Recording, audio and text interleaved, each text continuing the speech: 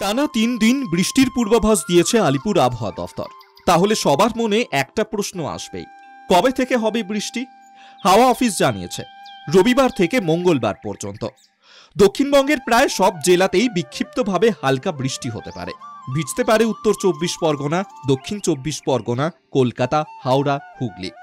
পূর্ব মেদিনীপুর, পশ্চিম মেদিনীপুর, মুর্শিদাবাদ, পূর্ব বর্ধমান, পশ্চিম বর্ধমান, বীরভূম, বাঁকুড়া, পুরুলিয়া, ঝাড়গ্রাম এবং নদিয়া।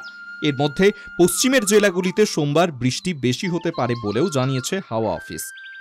বীরভূম এবং পশ্চিম বর্ধমানে বৃষ্টি চলবে আগামী বৃহস্পতিবার পর্যন্ত। উত্তরবঙ্গেও বৃষ্টির পূর্বাভাস রয়েছে। তাহলে বৃষ্টি থামবে কবে? বুধবার থেকে আবার কিছু জেলায় আবহাওয়া পরিবর্তনের সম্ভাবনা রয়েছে। আলিপুর আবহাওয়া দফতর জানিয়েছে বঙ্গোপসাগর থেকে এই মুহূর্তে প্রচুর পরিমাণে জলীয় বাষ্প রাজ্যে ঢুকেছে। সেই কারণেই বৃষ্টির অনুকূল পরিস্থিতি তৈরি হয়েছে। কলকাতা টিভি।